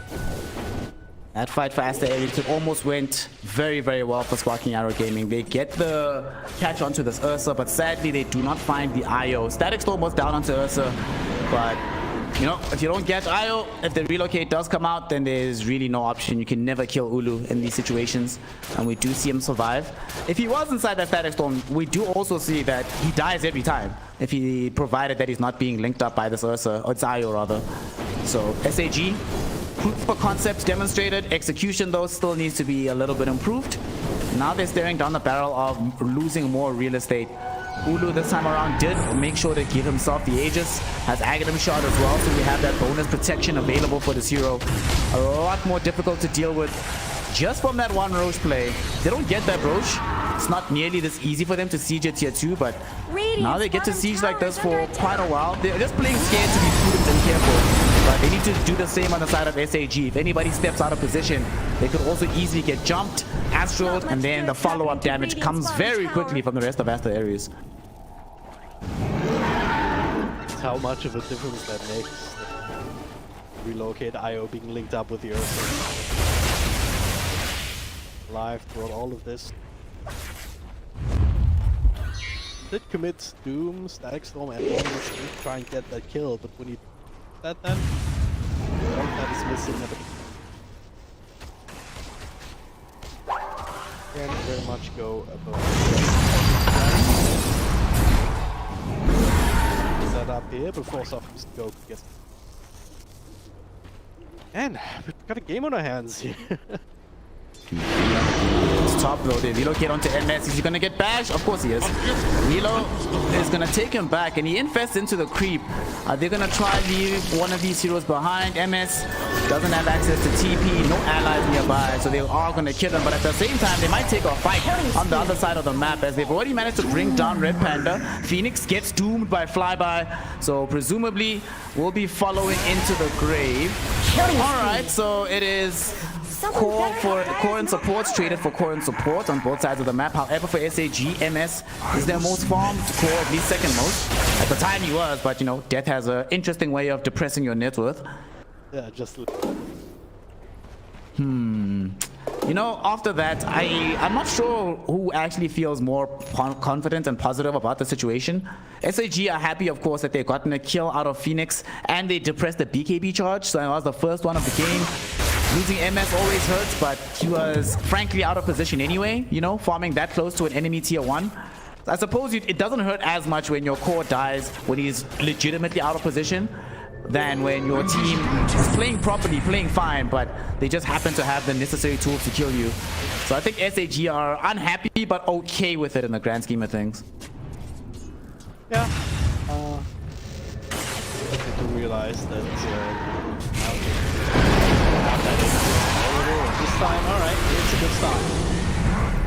Sometimes it takes one of these bad team fights to remind you, oh yeah, by the way, let's kill Io first, let's do that. And we move on from there, but Aries still feels confident here to win.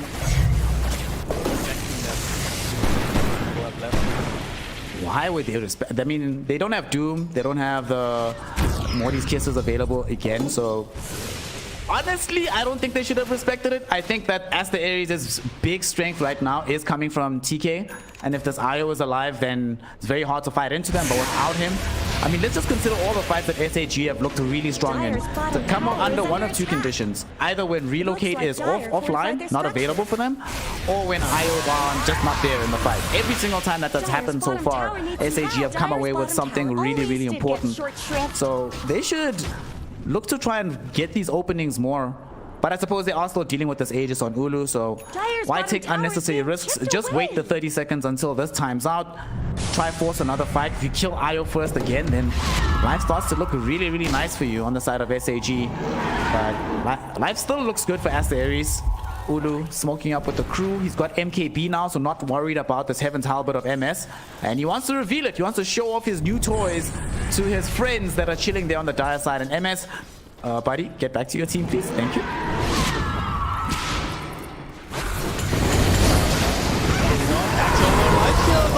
Nothing can indeed disappear out of the map. Trying to keep on top of it. Not lasting for all that long. Through their ultimate. Meanwhile, it's going to be dead. Double kill. Slightly mistimed damn up and too much power. Don't forget. Maybe also right-clicking pretty damn hard and Wow. so is a great Phoenix. conductor. Two supports. Dire's middle tower isn't going to Okay. last long. That was that hex so bad. Dire's middle tower Yeah, just went ODX. down. That was that hex. ODS hex. He hexed the hex out. Time that they saw it, either way, like Structures. actually, not even getting rage out. That was Yeah. Dire's middle tower isn't I was actually going about to last comment on long. that with MS saying that he 100% should have rage first because he got the vision, right? It's not like he was under darkness where he couldn't see his opponent. This fight happened in the daytime. He had perfect vision. They have an observer ward already out. The smoke breaks. Dire's middle Why barracks don't have you just fallen. press? If he presses rage in that fight and he's not the first casualty immediately, there is still a possibility of turnaround, right? Because they eventually did run out of some of their tools, but mostly just ran out of damage on the side of SAG, even though there was no relocate up again, even though Meme Hammer and Real Hammer had been dropped. Just get the quick picks, and MS Bottom tower almost is got under picked off attack. again here middle. Hasn't had the cleanest lifestealer game here, if we're honest. Drag and drop needs to start executing a bit better. Phoenix jumps onto the high ground. Oh no! Five-step cookie out onto the Phoenix Queen of Pain. TK will be there with the heals, and D-Stones might have gone a bit too far forward. Turning around now. Got off the second eye of the storm. Is doing quite a bit in these fights. Flyby goes in, Infernal Blade out. They get the Sonic Wave going. He's trying to move away here. OD during this Astral, saved again by TK, and TK with this reload. Is there anything this IO can't do? Two heroes in the fight that he saves. Oh my god, what a player. he's a freaking hero, man. Like, the best sense possible. Wow. Big burst heal between the Holy Locket and the mechanism, bringing Phoenix back up on great depth to about half health, enough from the link away that the relocate safe. Walking positions is trying to finish off the OD. Crazy. Listen now, he also has the ability to triple a blink dagger. That's another thing, right? He didn't even have blink hex, it was just a normal walk into range for the hex. Wow. In the previous fight, it got lifestealer. Yeah, it just goes to show if SAG don't kill off IO first, they're losing the fight definitely. Maybe kill IO. Like if they do kill IO first, maybe they did pick up the refresher. We saw that start to do some work. Would have finished off very quickly if it wasn't for that burst heal. There is some more damage coming out from them on the back. Yep. They have some ways, but they need to kill. TK, no matter what happens in this game, even if Aster.Aries end up losing, undoubtedly gonna be our game MVP. Done so much with this hero. So much space on the map's been opened up thanks to his plays, and they're gonna smoke up now again on the side of Aster.Aries. We saw SAG go for a smoke recently that didn't really net them anything. And they do have a decent read on where SAG might be. They're doing for the full wraparound here. They know they're not inside the Roshan pit, so high odds they're still positioned here on the high ground. They might have the space to move in. They don't have clear vision, but they're going to come across the Doom. Oh, MS, he got off the rage. There's also a Doom directly onto this OD. Will they be able to save him? Of course they would. It's TK. Sonic Wave in the opposite direction. Flyby gets infested into, and despite them dropping Static Storm perfectly, they can't take the fight. Now, Ulu jumping back in. Fire Snap Cookie will save Flyby as well as a 4-star. D-Stones draining the damage away from Ulu. Refreshes to go in again. Flyby will die, but Ulu in danger. Ulu dies. They've now glimpsed back this OD. TK taken away from the fight. OD, no more options. Loses his life. Phoenix on the high ground. Fire Snap Cookie catches him. The Fire Blast from the Ogre gonna be good enough to, at the very least, stop and stall them for a second, but not good enough. And they take a full team wipe. Aster.Aries also brought back on TK, but nobody's alive for you to save anymore, my friend. And now SAG, they finally get some luck. They get the swing, and this is now their Roshan. The roller coaster Dragon Drop never stops going. Never stops, indeed. And that was Dire's bottom tower needs some help. because started a bit rough. Double stomp from the dude, and like the Radiant's Roman's top getting knocked out, but then the tower has Ireals looked came better. through. Again, reset the fight for Aries, but then Radiant's top tower He's deserves still a just little as much busy. help as bottom. they didn't have any ways to slow Radiant down the structures lifesteal. have been Also, snow Razor, fortified. they did 70 damage in the fight, lifesteal 5.6. Radiant's top All this tower is physical under damage. attack. Starting to add Radiant's up. top tower has fallen. Yeah, the beautiful glimpse as well on the Ursa. Just back as he was on. Yeah. Say G. Of course, you have to actually play. Fights get a lot easier. Real strong in the fights. I think it also helps a lot that Flyby is walking around with this casual plate mail. He almost died so many times, and they do eventually kill him in that fight, but they had to expend quite a few resources just on him alone. Queen of Pain wasted an entire BKB duration trying to kill him. OD was also in a similar boat where he spent most of his fight just trying to survive against Doom. He gets back, but that does mean that the spells aren't available for other heroes. Also dropped the Sanities directly on him. Even this Ursa, oh, speaking of Ursa, he's right in front of D-Stones, but just gonna get forced back. And Ulu, we're starting to run into that problem where he's not killing the Razor fast enough. Oh, there's actually gonna be a glimpse back. They force a BKB charge out of him. But he's not killing Razor fast enough to not get drained and to stop Razor from getting off the double Eye of the Storm. And double Eye of the Storm, whilst you're next to AC, we saw in that fight, the physical damage output is now just obscene. So they're really starting to have issues with this. Nobody on the team has built an AC of their own. Doesn't feel like anybody can really. Nobody's going to be building. They might get like the Shivas on Phoenix or on the OD, but in terms of just being able to resist the amount of damage coming from SAG, no real tools to do that anymore outside of hoping that TK is able to save you in time. Radiant's middle tower shouldn't have to take this abuse. Not enough to just extend them and heal up your heroes, because Razor does have that high sustained damage. Yeah. If you don't kill these stones, he'll just be able to run you down. Well, if you're running away, obviously I'm going to disrupt it. That doesn't really work. Radiant's bottom tower has fallen. For Aries, the priority target has to be the Raze. I mean, he has BKB and cheese though. See, Flyby is also getting closer and closer towards Shivas. Yep. Also gonna make the healing a little bit more complicated. Well, yeah, it's getting into the late games there. Gold graph is very even. Experience as well, and that basically means that a lot of these fights, they come down to who finds jump on who. Uh-oh. Jump might be coming here. Okay. Go in on that. Okay. Whew. Check this out, Dragon Drop. I was thinking about this as well, of the various sources of minus armor. So double Eye of the Storm, right? We have AC on MS. We've got Low Shredder from Son Goku, who also went ahead and got the Low Shredder talent at level 20. And Flyby is in this situation where he is... Oh, never mind. I thought he was going to like build a Tesla or something. I thought I saw a Black Zone there, but he's like, nah, survivability. Let me just not die. Give me the Heaven's Halberd. Another source of making sure that we don't get right-clicked by Ulu. So double Halberd onto the Ursa.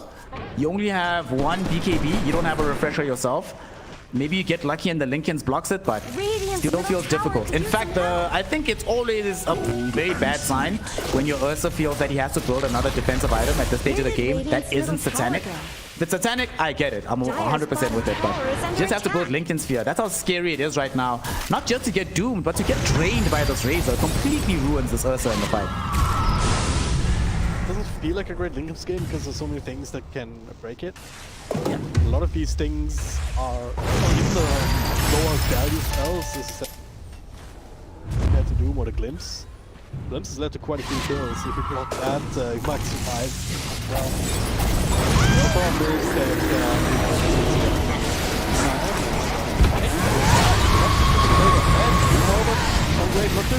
Lottie and Phoenix! Blink in, can he blink out? He can! Just barely, but the rest of his team is on the run. Red Panda is down for the count. The secondary kill here. Double kill. Beatstones, he's just burning through them! 5x come through and they'll remind them, oh, by the way, this is not our base. We should probably get the hell out. The blink hacks forward. Doom will give his life with the brightest of cooldowns. So this game's actually just lost from SAG, but let's let them get away. So should be fine. Once again, very disconcerted fight. Just initiate on the disruptor. It's just not something you can forward. Even if you get the kill, he's not the problem right now. Yeah. Not by a long shot. You're not also again 7k damage by himself. 7k damage on Razor, stood his ground for so long. Lifestealer did 3. Queen of Pain extremely fortunate to survive that fight. So I don't know, man. This is one of the, and they'll have to buy back on 2 heroes in order to just get that 1 kill on Doom. And yeah, sure, they still have those racks that they've claimed in this mid lane, but they've lost out on this gold advantage. D-Stones is just proving impossible to deal with. We saw in that fight not just the damage output of the double Eye of the Storm, but he had Aghanims too, so whoo! It really, really hurts, and we'll now have the potential that anytime that they lose another fight like that again, it's not just heroes that are under threat, buildings now suddenly will just tumble over in a second. Up until this point, one of the saving graces of Aster.Aries has been that they're not really that afraid of the push potential of SAG. That is no longer true. If these don't survive the fight, you will lose at least 1 lane of racks. So life is getting very difficult for Aster.Aries. Ulu, okay, Ulu heard us. He heard our pleas, changed his mind. No Linken Sphere rather than Satanic. This is definitely better. You get the Disput as well out of this. And you just have a chance to stand your ground. That's the one thing he just hasn't been able to do for like the last 10 minutes of the game. Rough Ursa. Heights there. You have to Gold is a great initiate these stones. Hope to God it can burst them down before. Kind of hit the blink X and then the OD hammer. Start with, and then also Ursa hitting. Yeah. That checks out. Dyer's top tower is under Okay. attack. One the back of that necessarily, but it's a requirement. With that Aghanim Scepter, I mean, that's not just striking one person and taking away the armor, but 2 people at the same time. Oh god, now that you actually mentioned this, that I just realized, if he gets relocated onto, right, if he does get first hit bash, let's say this Ayo comes in with Ulu right now, if there's no first hit bash and he can press R, the Ayo will die. Like, just heads up during the relocate. It's a difficult place to be in right now as TK, despite having this 2k HP. There's so much damage from SAG, and they're pushing this bottom wave in as well, so somebody from Aster.Aries will have to come home to attend to this. You definitely do not want to let this tower get low enough that Razor can just walk in and then threaten to kill it. Razor as well with 1500 HP, and then he's going for the Shiva's God. I love that he's going for Shiva's, not just because they already have an AC available. Sure, we might ask, well, Flyby has Shivas too, why go double Shivas? You know, you need some kind of armor to help you out against the Ursa, but also, you need to increase your int as high as humanly possible to make sure that when Sanity's hits, barely tickles. Yeah. It's not going to be that much of an issue anymore. 2 Shivas is not bad, but like the way these fights have been going as well, Flyby and these stones aren't necessarily gonna be sitting next to each other all the time. Too fast for that. He's running across his fight left, right, and center, trying to run. I can't necessarily keep up. There's both teams against each other. The BKB comes down. What's the Lincolns here? The BKB allow Phoenix to reset. Shame. It's much worse as Phoenix to not have BKB than it is for Flyby, because now you can get doomed. Before they couldn't cancel the Lincolns with the Infernal Blade, but now they can. And that's why SAG smoke immediately, instantly. They're like, let's go. Oh yeah, not anymore. Yeah, by the way, they did change it. But they have other spells, right, that they can use. And they're coming. They want Ulu. Ulu does have Lincolns on him, and they have this. That clicks out. TK coming in. The relocate will save. Red Panda not as lucky. He's inside a very far portion of the fight, but Ulu trying to jump in onto MS. Look at D-Stones go. Aghanim's refresher. The double storms are out. Gets him a double kill.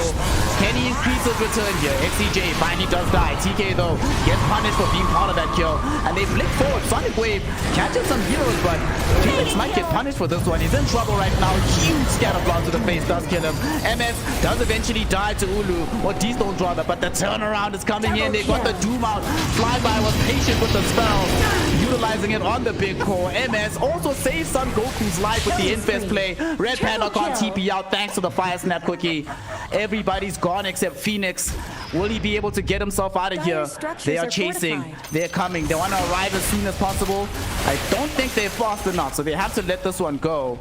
And Red Panda, though, getting tipped by absolutely everybody. Oh my goodness. The psychological warfare is also in with the warfare on the field, and with no buybacks remaining. Fortunately for them, D-Stone doesn't have the double Eye of the Storm, but one with Aghanim Scepter and 2 Sea Dragons, this should be more than enough. I don't know why they didn't clip that. No! No! I mean, it's game either way, right? Up top, so I think that was the reason. Get rid of the creeper there before. Can't actually do high ground, right? Aries might have another shot because of this play, but it's looking very well. Pressure and another flag. Alrighty. I feel like they've been hyping up these stones too much, so and they hurt us somehow. So MS was like, yeah, by the way, I'm also here. End up doing 9,999 damage in that fight, on top of saving Son Goku. Something tells me we haven't seen the last of him. Oof. This is just... SAG, man. I cannot play this game. Like, he can't fight... Can't really fight Razor, can't really fight Lifesteal.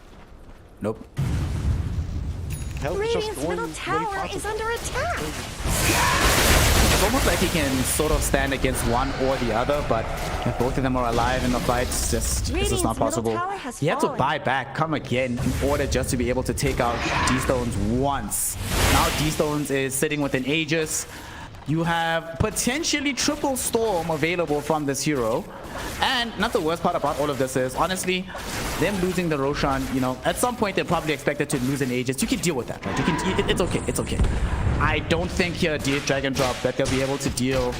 Well, okay, doesn't seem like they want to do it. Never mind, I was going to make the point that if they give XCJ this Aghanim Scepter, what on earth do they do against Ag Static Sword? But they chase them to give it to Flyby so that they get the bonus duration on the Doom, the break effect. And, you know, given how good this Doom has been, given how on point Flyby has been with targeting who to use the spell on in the fight, definitely a justified decision to give it to him. They almost want to end the game. They're going for the smoke here. They're waiting. He has ninja gear, so they just want to find one target, jump on them, and then end the game right now. Just woke up, not even trying right now, and I'm like... Yeah, that was good. Oh no, it's Phoenix! Fight breaks out. It's Phoenix! Just gets them moved away. Mega kill! Unstoppable! I think it was the Grizzly walking away, either way. Radiant's middle tower. Yeah. Too much. This is the triple, it's the triple! The triple Eye of the Storm! What? Legendary! Unstoppable!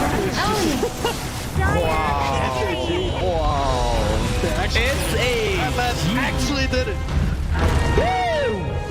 they not just won the game, not just won the series, but they're the first team, the only team so far to have put an L next to the Aster.Aries name. Look at them go. SAG.